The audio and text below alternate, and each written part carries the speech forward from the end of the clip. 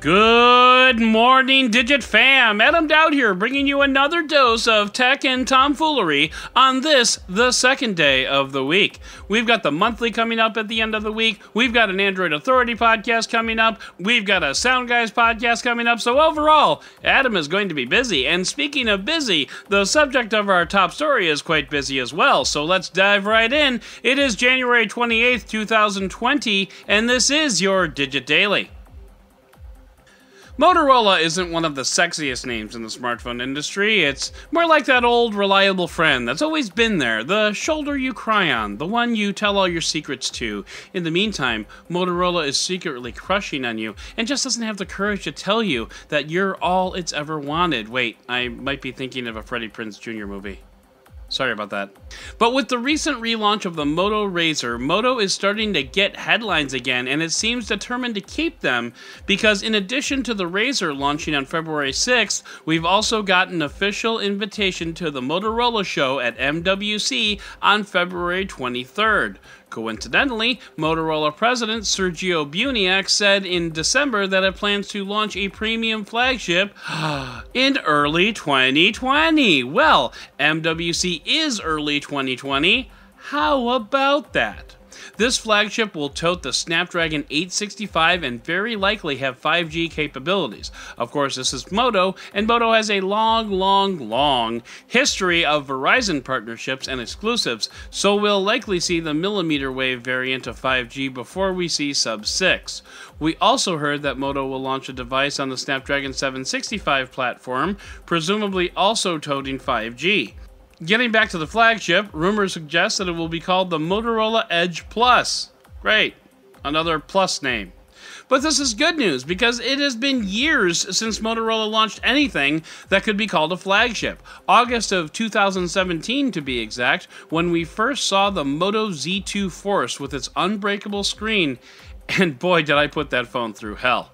But since then, we've seen mid-range and budget phones from one of my favorite OEMs, and not just because they're based in Chicago. So what will they cost? At CES, TCL announced a 5G phone that could be had for under $500, but that wasn't based on the Snapdragon 865, so we expect Motorola's flagship to be priced quite above that. But we'll presumably find out on February 23rd because the invitation says it will keep us on the edge of our seats. Not very subtle, Moto. And while we're on the topic of Motorola, we also saw a bunch of leaks come out from Motorola's next mid-range phone, the Moto G8. We've already seen a couple of editions of the G8, like the G8 Plus and the G8 Play, but we haven't seen a vanilla G8 yet. Those specifications, according to rumors, will be a Snapdragon 665 SoC, 4,000 mAh battery, and triple camera setup. Pretty standard fare for a mid-ranger. Perhaps we'll see that one at MWC as well? Why not? You've already got the press there and the catering. May as well get as much bang for your buck as possible.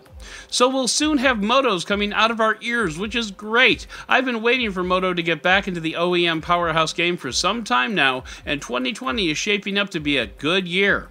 So while Motorola starts ramping up the production facilities, let's head into the roundup!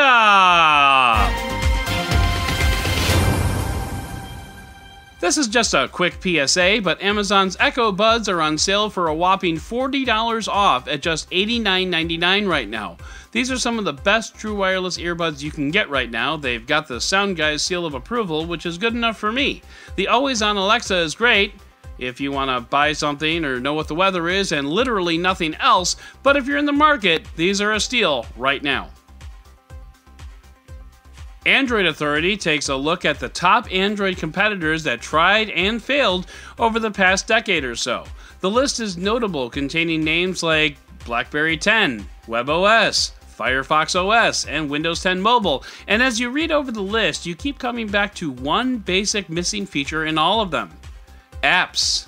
Apps 100% make the platform, and iOS and Android are both so deeply entrenched in the apps department that it would take a minor miracle to unseat either of them without poaching the Google Play Store, some kind of compatibility layer, in which case the customer would probably be better off just getting an Android phone in the first place. So you see the problem. But if you feel like strolling down memory lane, hit the link in the show notes. Speaking of a decade ago, yesterday marked the 10-year anniversary of the iPad, and 10 years ago, Steven Sinofsky was in charge of Windows development. He launched a Twitter thread yesterday discussing the tablet market seen through Microsoft's eyes. Remember a few weeks ago when I mentioned that the PC market had been in decline for 7 years from 2011 to 2018? Yeah, well, the iPad came out in 2010. What does that tell you? There's a lot of insight into this thread from Extreme Tech, which is where the link in the show notes will take you. If you want to get an inside look at how the market can change overnight, it's definitely worth a read. Irony, thy name is Avast. Avast Internet Security is a fairly popular antivirus program. Ironically, one of its subsidiaries is called JumpShot, which sells, and I'm quoting here, quote, every search, every click, every buy on every site. And would you like to know where JumpShot gets that data? You guessed it, Avast Internet Security! Now, to keep things fair, I should mention that this data comes from only users who opt in, which is nice, but JumpShot says it has data from 100 million devices, which is an awful lot of opting in. And as we've learned before, anonymized data is fairly easy to de-anonymize if you work at it. So it turns out Avast Antivirus is in itself malware. Authorized malware for sure, but if you thought Avast was there to keep you safe, maybe think again. And finally, it's said that diversification is important to stay afloat, and no one is taking that advice more seriously than Atari, who will be opening a chain of 8 new hotels throughout the United States, including Chicago. Hey!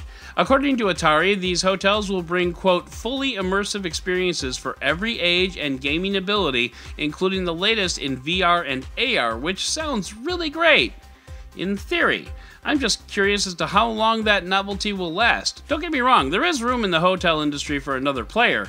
No pun intended. And I hope Atari kills it. But mark my words, Atari, you can't have the fact that you're an Atari hotel be your main draw.